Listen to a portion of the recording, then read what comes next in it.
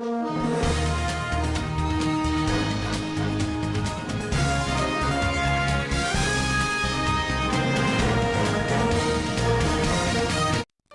मित्रांनो, आपण पाहत आहात आयुर्वेद टाइम्स। आज आपण सविस्तर विश्लेषण करणार आहोत केंद्रीय अर्थसंकल्प 2026 चे। अर्थमंत्री निर्मला सीतारामन यांनी आज सलग 9वे बजेट सादर केले।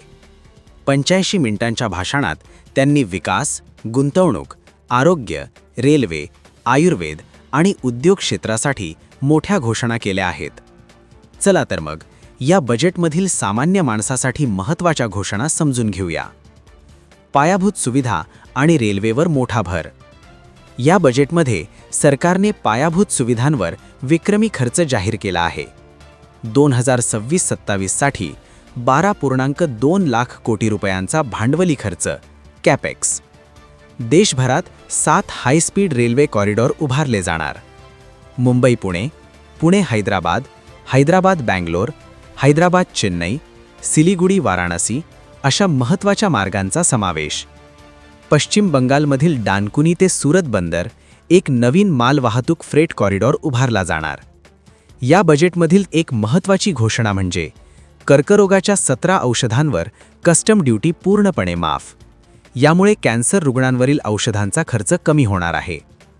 आयुर्वेदाला चालना देण्यासाठी 3 नवीन आयुर्वेदिक एम्स। आयुर्वेदिक औषधांच्या चाचणीसाठी राष्ट्रीय प्रयोगशाळा। जामनगर येथे WHO ट्रॅडिशनल मेडिसिन केंद्र। आयकराबाबत काय निर्णय?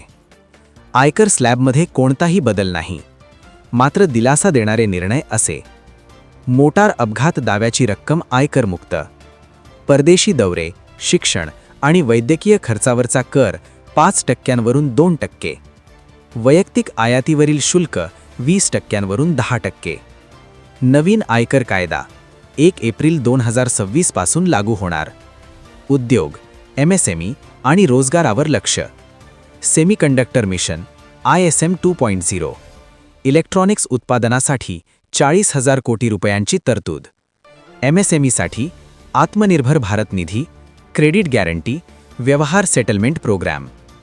टेक्स्टाईल क्षेत्रासाठी मेगा टेक्स्टाईल पार्क्स, राष्ट्रीय फायबर योजना, हातमाग आणि खादीला प्रोत्साहन। शेती, पर्यटन आणि ईशान्य भारत, नारळ आणि काजू उत्पादनासाठी विशेष प्रोत्साहन योजना। 2030 पर्यंत स्वावलंबनाचा संकल्प। ईशान्येकडील 5 राज्यांमध्ये बौद्ध सर्किट, ट्रॉमा केअर व वैद्यकीय पर्यटन केंद्रे। अर्थव्यवस्थेचा आढावा। भारताचा विकास दर 7%। राजकोषीय तूट 2025-26 साठी 4.4%, 2026-27 4.3% कमी होणार। आत्मनिर्भर भारत, उत्पादन वाढ, महागाई नियंत्रणावर सरकारचा भर। बजेटचे 3 मुख्य विजन: 1. वेग, आर्थिक विकासाचा वेग वाढवणे। 2. क्षमता, नागरिकांची क्षमता वाढवणे। 3. सबका साथ, सर्वांसाठी संधी आणि उत्पन्नाचे स्रोत। एकंदरीत केंद्रीय अर्थसंकल्प 2026 हा पायाभूत सुविधा, आरोग्य, उद्योग आणि आत्मनिर्भर भारत यावर केंद्रित असल्याचे स्पष्ट होते। तुम्हाला हे बजेट कसे वाटले? तुमच्या मते सर्वसामान्यांना दिलासा मिळाला का? तुमचे मत कमेंटमध्ये नक्की लिहा। व्हिडिओ आवडल्यास लाईक करा, शेअर करा आणि आयुर्वेद टाइम्स चॅनल सबस्क्राइब करा।